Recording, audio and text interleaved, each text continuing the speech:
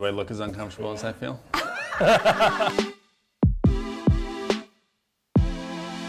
I am here with Elias Seaton, the CEO of SoundCloud. You've been in the CEO role now about 18 months. For people who don't know a lot about SoundCloud, what was it like when you took this job? Where is the company now? And where do you see it in another 18 months, another 18 years? Sure. SoundCloud was founded 17 years ago, so everybody has their experience with SoundCloud. People have used the app in the past, they've had some experience with it, and it's lived a number of chapters of its life. It was originally founded to connect artists and fans together directly. Outside my office on this big white wall, we have those words to empower artists and fans to share and connect through music. Founded the same year as Spotify. Today, 17 years later, those words are more the center of gravity than ever before. And I think what we have found across the last 18 months is SoundCloud's moment is now. And there's an underlying premise to everything we're doing, which is streaming is not enough. Streaming is not enough for artists, and there's been a lot of ink spilled on this. Like, you need to be a global superstar like Taylor Swift or Beyonce to make enough from streaming to support yourself. The vast majority of artists don't make nearly enough from streaming. There are 80 million tracks that get less than 100 plays. 100,000 tracks a day are getting uploaded to services like SoundCloud and other more traditional DSPs. And what is a DSP? A DSP is a digital service platform like a Spotify or an Apple Music, Amazon Music. And with 100,000 tracks a day getting uploaded to services, it's really hard to cut through the clutter. And the vast majority of tracks and artists are earning very little. 85% of tracks make less than $5. And at the same time, streaming is not enough for fans, because fans really want to express their fandom. They want to buy a concert ticket. They want to buy some merch. In a streaming world, if you're looping a track 24/7, you're paying the same subscription dollars that somebody who forgot that they're subscribed to that service is paying. And yet there's this latent demand to pay for music. Just look at the Eras tour. Obviously Taylor Swift is an anomaly, but that is a message that fans want to express their fandom and are willing to do so with their pocketbook. And those are the fans we care about. So 50% of fans on SoundCloud are deemed superfans. They're spending 6 times more than an average fan on music every year. And we're starting to give them the opportunity to do that at SoundCloud through experiments. Last month we launched a merch store. You can pick up this hat for yourself. That looks great. We're repping SoundCloud. So we're both helping artists facilitate the sale of their own merch to their fans, but we're also, this is a brand people recognize and has really, global power in music and as a lifestyle brand, and we're starting to sell, merch around that as well. But ultimately, to come back to your question around, who we are today and who we're going to be down the road, it comes back to that founding purpose, connecting artists and fans together directly.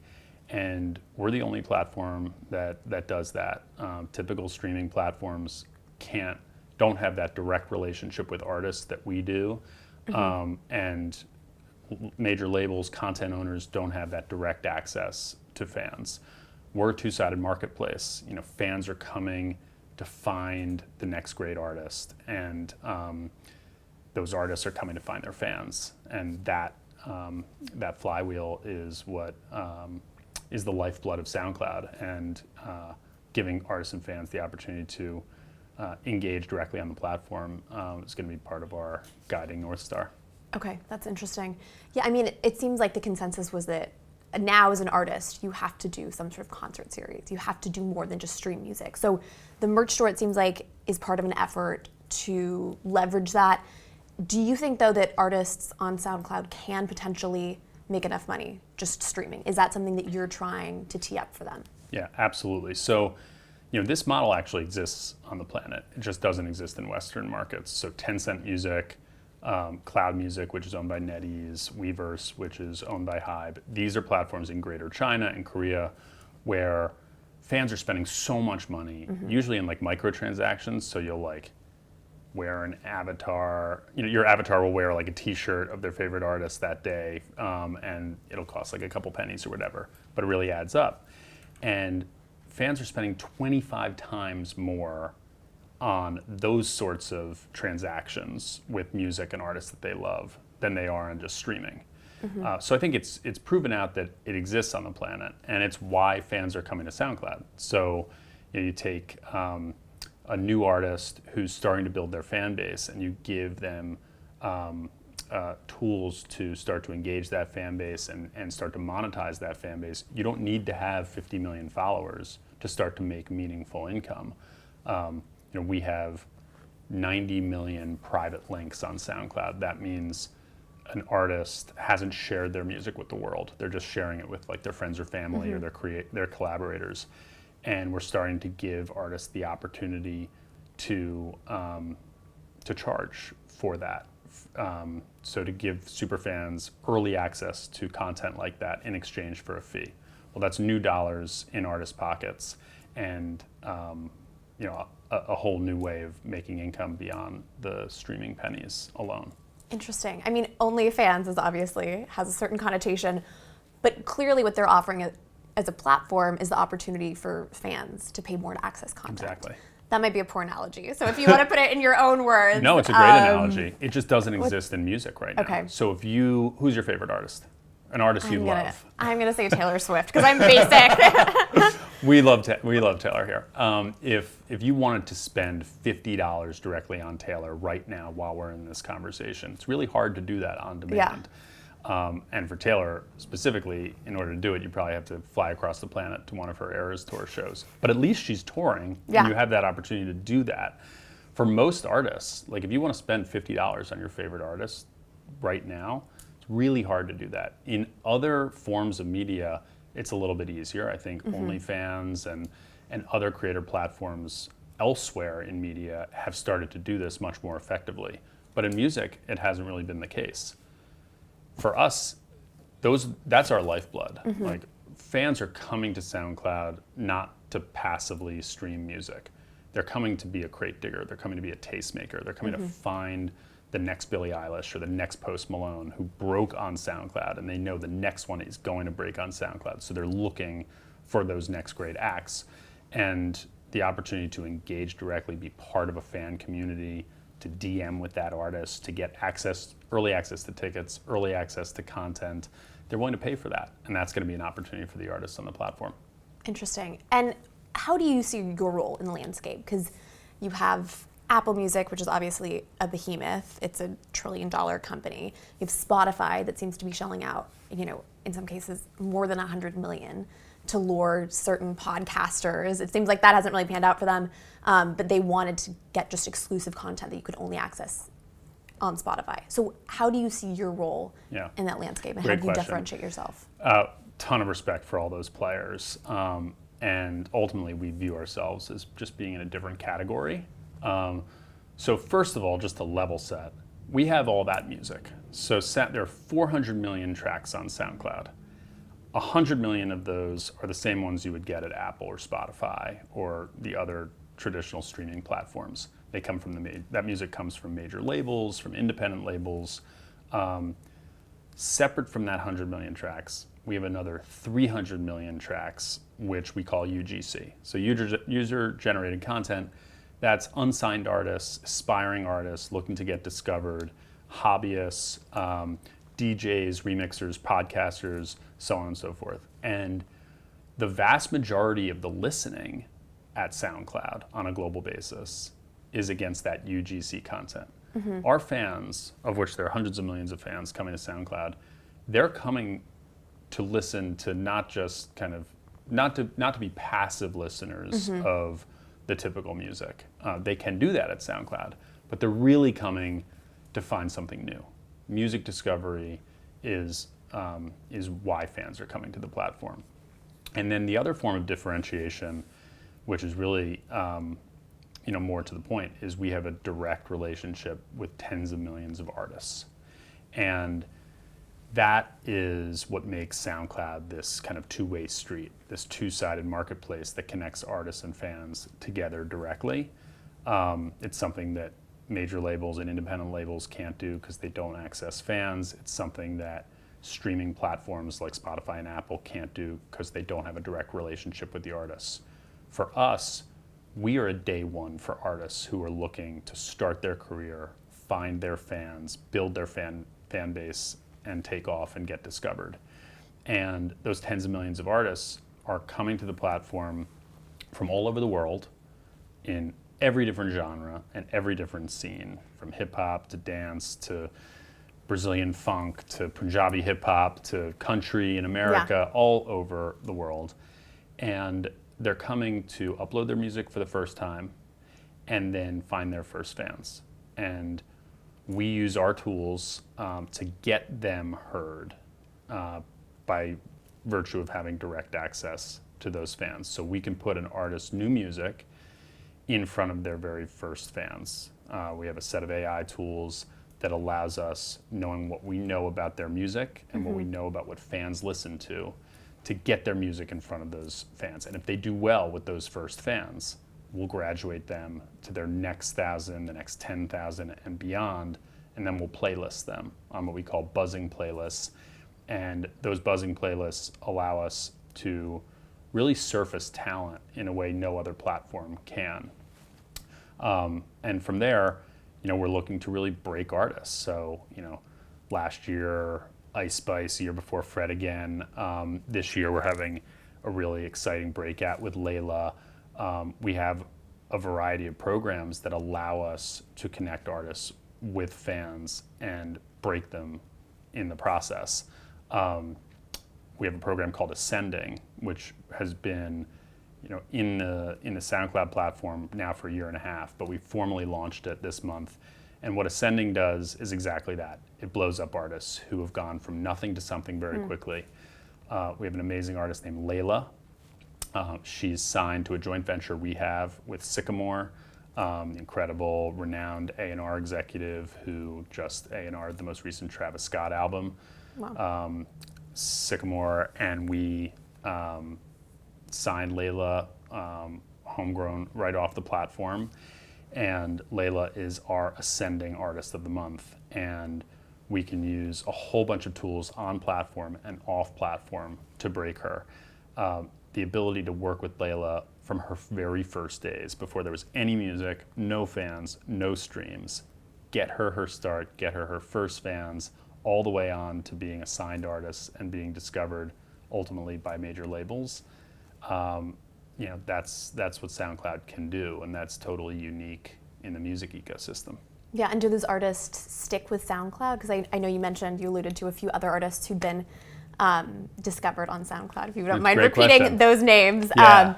No, but then how that's benefited SoundCloud as well as those artists. Totally. So you never graduate SoundCloud. So some of these ascending artists like Layla or Shabuzi was an ascending artist a few months ago.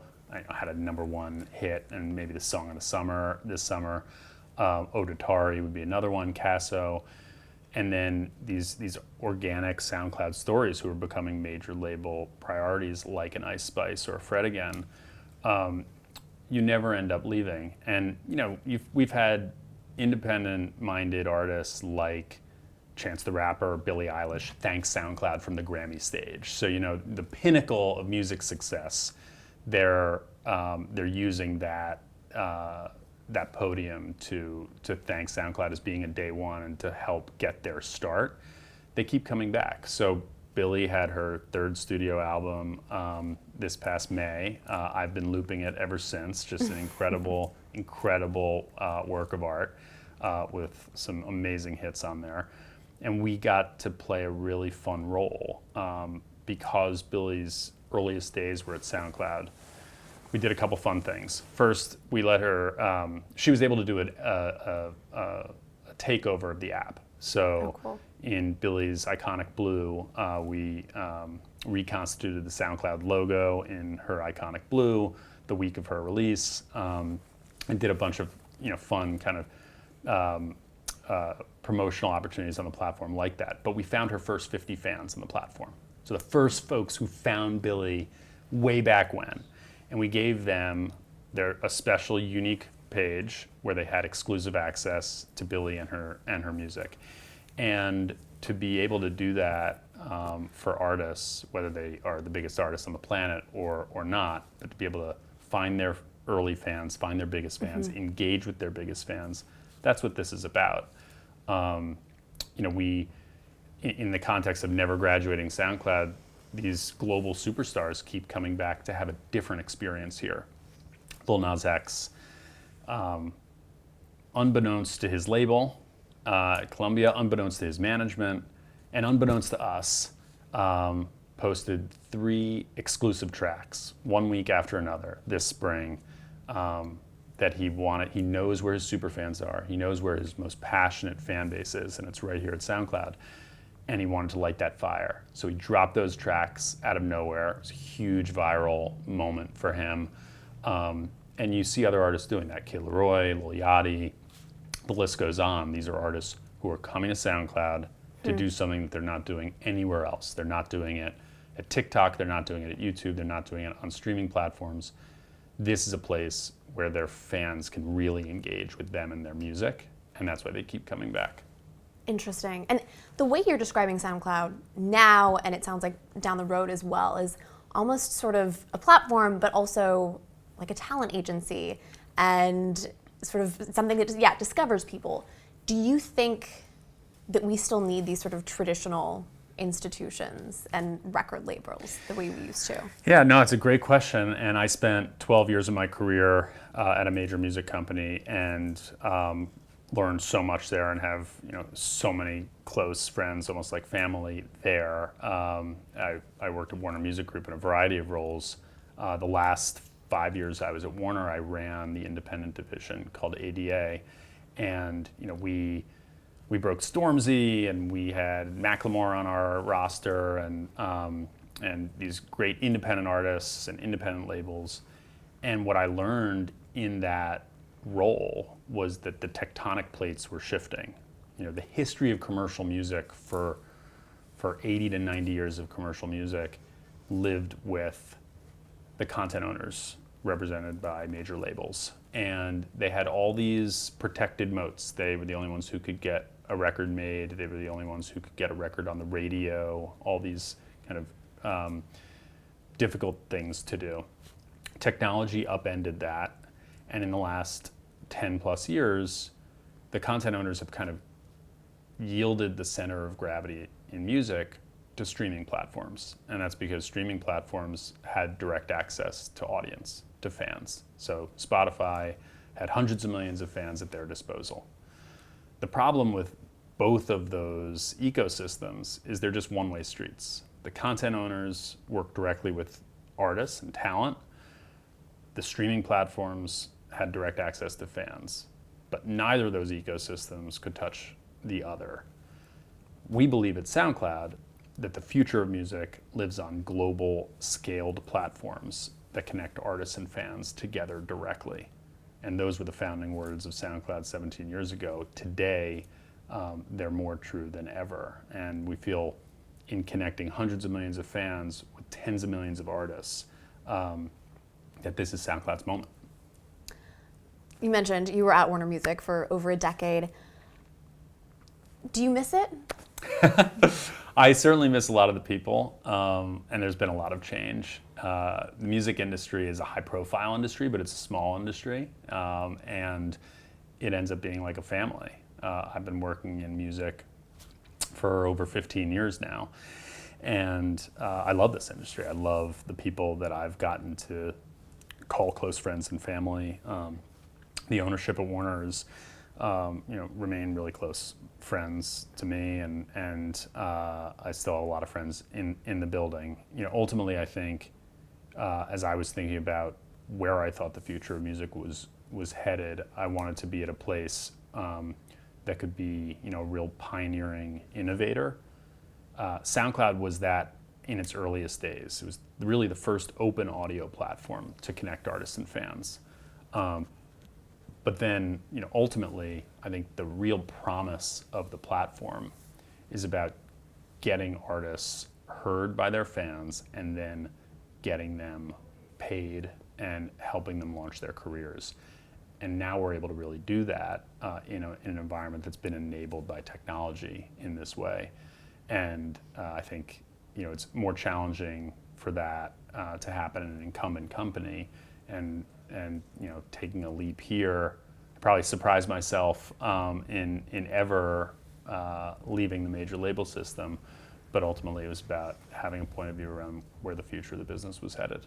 Interesting. I mean, I look at some of these institutional sort of companies, and a lot of the people who are making decisions about what people want to listen to aren't really that young or hip or don't really have a pulse on that. And so it's interesting what you're describing is it very much crowdsources and democratizes who can be successful.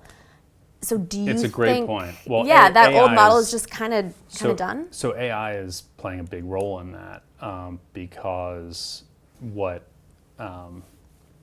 when we think about talent identification and music discovery and what's next in music, to your point, we're letting the fans speak for themselves. Nobody's dictating to the fans what they should or shouldn't like.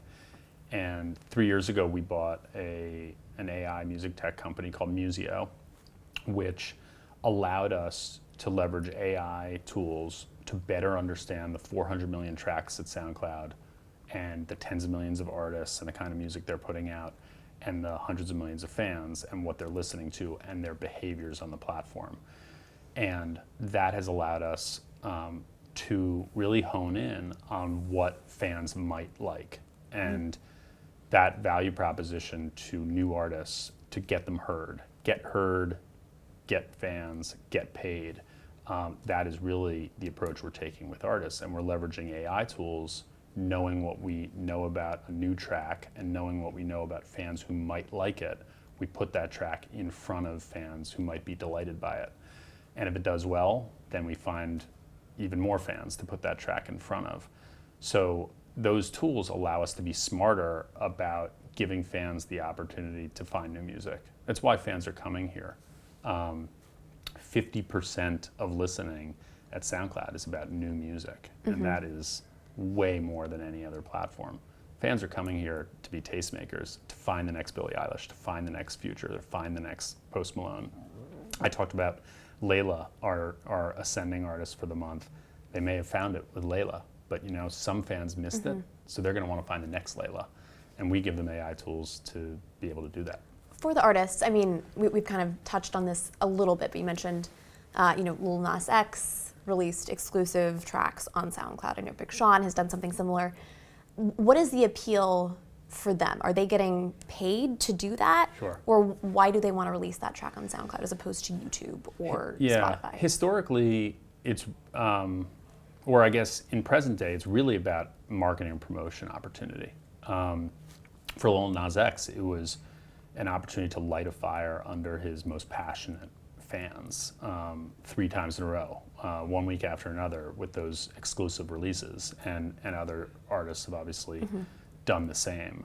But ultimately, it's our goal to make sure that artists are getting paid, not just from streaming, but in new ways.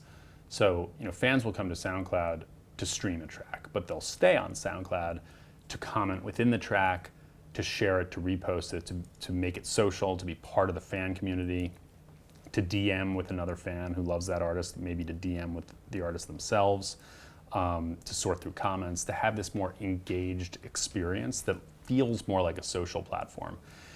And what we're trying to do now is find all the ways we can to give fans the ability to support artists and music that they love with dollars, and in that way get artists paid beyond streaming. So to date, it's been such an amazing marketing and promotion platform for Billy and Lil Nas X and Lil Yachty and all these artists who are really day one SoundCloud artists. But ultimately, we want to be able to put new dollars on the table for them.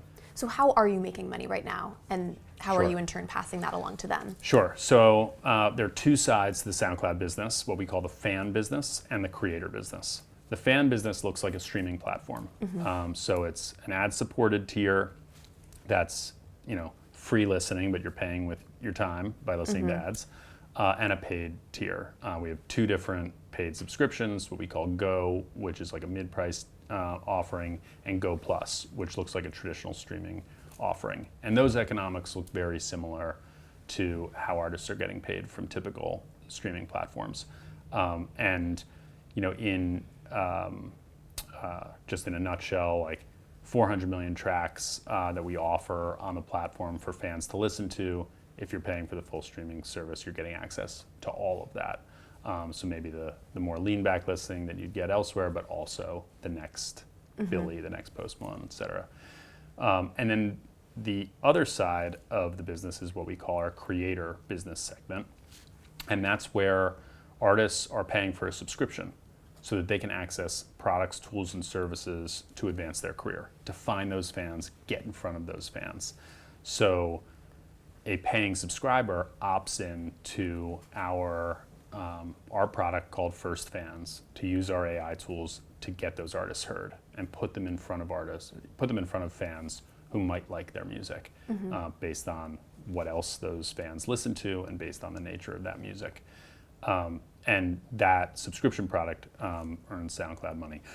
Together, the fan business and the creator business is a two-sided marketplace. Both of them are profitable.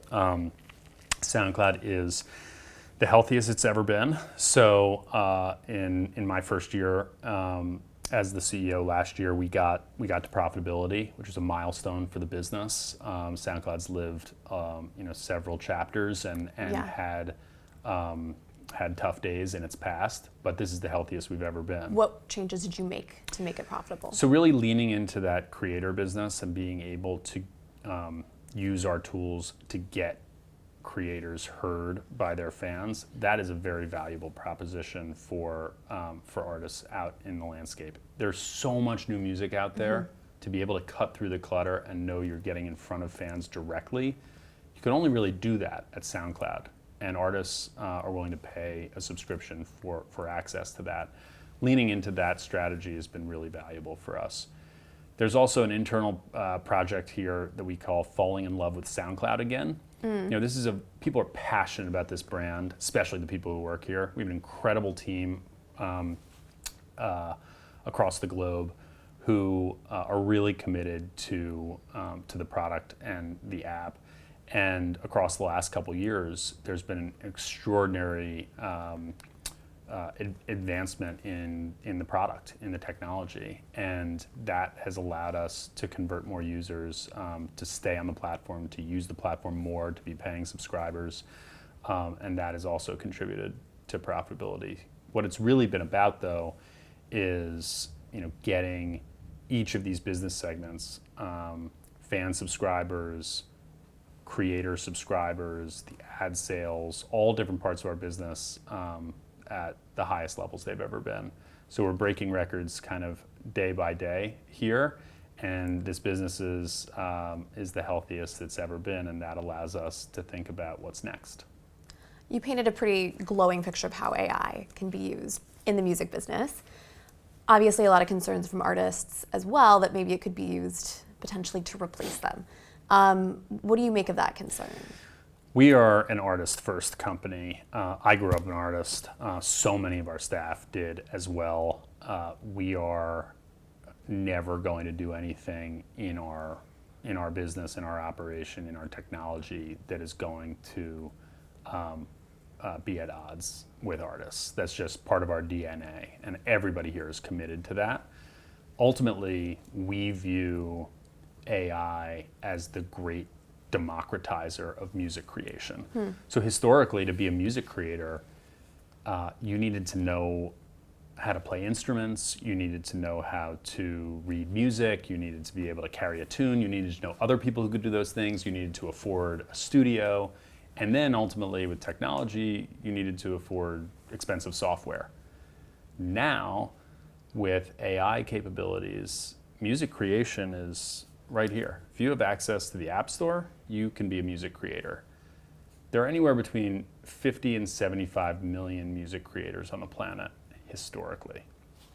In an AI-enabled world, we believe that number will 10x. Oh my gosh, do we need that? So in a way, it's kind of what Instagram did to photography. 15 years ago, nobody was sitting around saying there are 2 billion photographers on the planet. And yet now, each of us and everybody we know are playing a part of that game. And I think music creation is going to explode as a result. It might not be 2 billion people on the planet, but the ability to play with lyrics, play with a hook, play with a beat, make it social with friends. People are playing with music, and that will allow music creators to come from anywhere. SoundCloud has always been the home for independence in music. So what better opportunity is there than the democratization of music creation? So that's not just a select few with access to certain talents and certain capabilities and certain expensive things, but instead it's everybody. Yeah. And then leveraging, again, our AI capabilities to put the music that deserves it in front of artists who might be delighted by it. Ultimately, the fans will decide. Yeah. No, I mean, it is interesting. Lady Gaga, so many of these artists were sort of rejected by institutions, and even Dua Lipa, on YouTube. It's kind of incredible to see how when you democratize things. And fans become creators themselves. So, we have a couple projects going with Tinashe and with Cascade, where we've partnered with AI music creation platforms to give fans the opportunity to remix their music and give the artists, Tinashe and Cascade, the opportunity to promote their fans' remixes and the versions of their music that their fans are making. Layla has done the same thing with a remix contest of her single "Not My Problem," and in these ways, we're allowing our artists to turn their fans into collaborators. And AI is facilitating all of this. So the artists who've done it have loved it. It's been a great marketing and promotion opportunity, and now the next stop is really commercializing that for them. Yeah, we mentioned the merch store. What else are you gearing up to unveil? Are you going to get into live programming or concerts? So live has always been something that's been on the future roadmap. Some more to come there. We call the monetization of fandom C to F, creator to fan. For us, this is really the future of the business.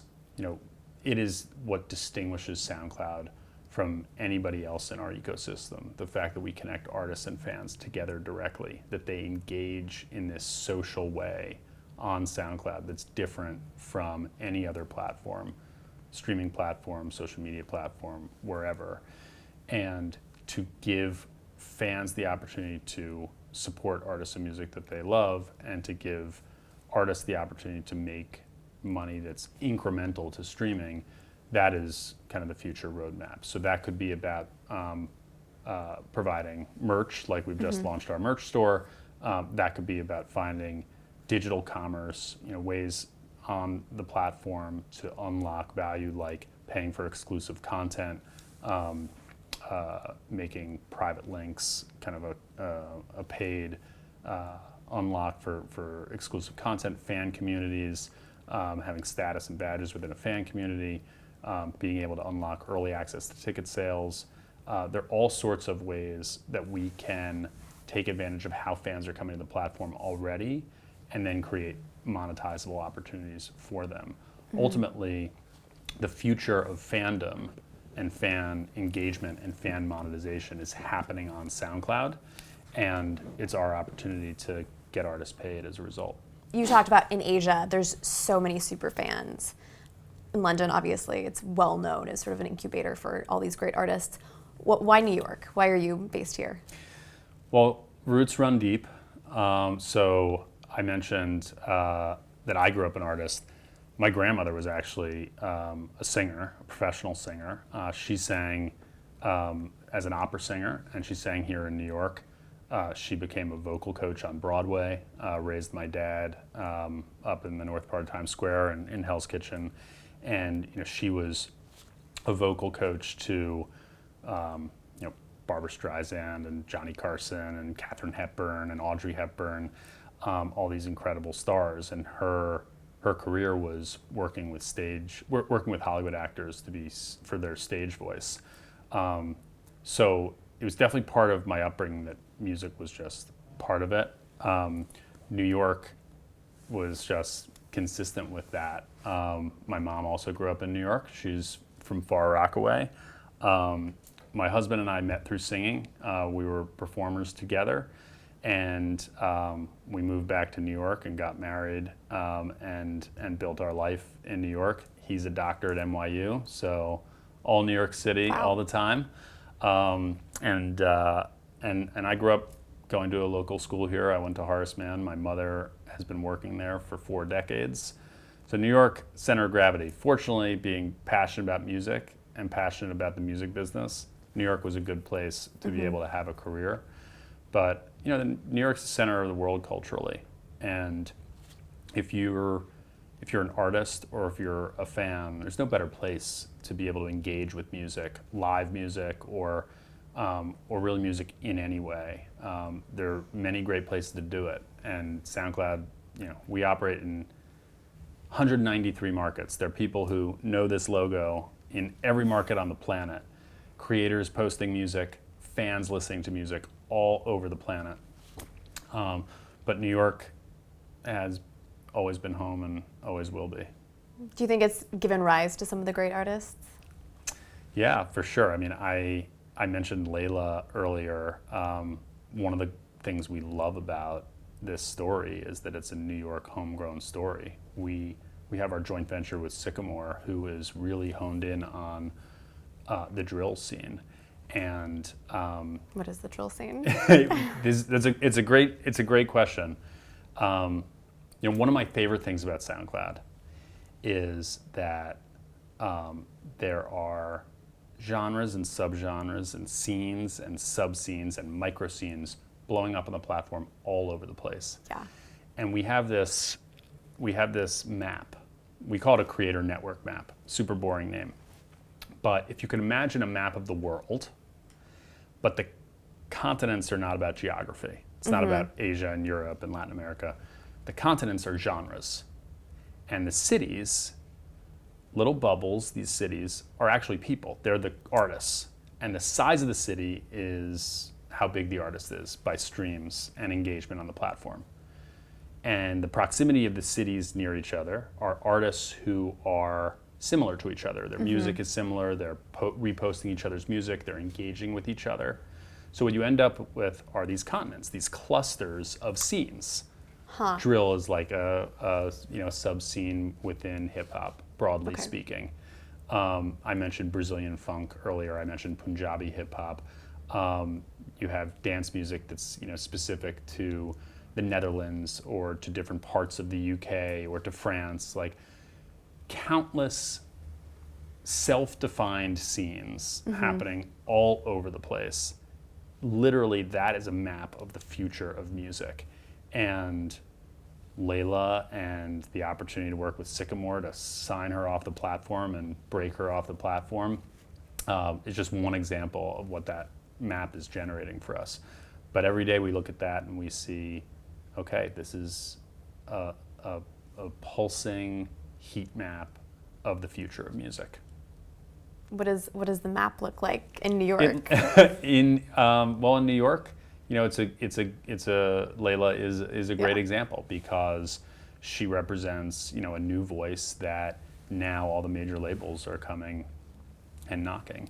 But she's not the only one. We recently had Wolf-Face Joey here, who did a talk for our global staff, a homegrown artist off the platform from Staten Island, and he was saying to our team that he's one of many, literally on Staten Island, using SoundCloud to find their fans and get launched and begin their careers. And he's now a major label artist signed to an imprint within Sony, and that's the possibility of coming to SoundCloud. But maybe in the future, artists don't need to be signed. It's true. Well, we want to give them as much choice as possible. The ability to put new artists in front of their first fans and then let them build their fan base over time should allow them to build traction and have as much leverage in the game as possible so that nobody's going to dictate to them what their future should look like. Artists should always be able to own their rights. And I think we're playing a big role in being able to facilitate that for them. You have a number of bold-faced names on the board, a lot of New York investors. Tell us who you're working with now and about the financial situation. Awesome. So yeah, as I mentioned, this is the healthiest SoundCloud has ever been. We've also not raised capital in almost 6 years, which has been an eternity in the music business. Our whole team has changed, our whole product has changed, and the business is now so healthy. We've got an incredible board, an incredibly supportive board. Our chairman is Fred Wilson, the founder of Union Square Ventures, obviously, a defining pioneer for VC on the planet, but especially here in New York. One of the best parts of my job is I get to spend an hour every week with Fred Wilson. The folks at USV have been incredible. And board members like our founder, Alex Leong, who's based in Berlin, Troy Carter, the renowned manager and industry executive, former Lady Gaga manager. Troy's been on our board for a while as well. These are incredible advisors for us who are helping us kind of shepherd the business into the future. And ultimately, we are going to go to market to think about the next long-term partner, because we are standing on this transformative opportunity where we've got this pole position to define what's next in music. And we want to find the right partner, whether it's a strategic partner, financial partner, or a combination of the two, to join forces with to help us realize the opportunity in front of us. SoundCloud's moment is now, and we want to use that process to really step on the gas. And fortunately, the business being as healthy as it is, we control our own destiny, and we're working with our board to write that next chapter. Are you having any conversations with potential partners? Yeah, we're beginning that process. We've also got our we believe that there's consolidation happening in the future of music. And 3 years ago, I mentioned we acquired Musio, AI music tech business. A couple years before that, SoundCloud acquired Repost, the distribution company, so SoundCloud artists could get distributed to other platforms. These opportunities to do tuck-in acquisitions or bigger acquisitions, this is a major opportunity available for us because our platform has such scale and such brand equity and is now in the healthiest position it's ever been in. We want to use this moment to really step on the gas and be able to bring on some new blood in that way.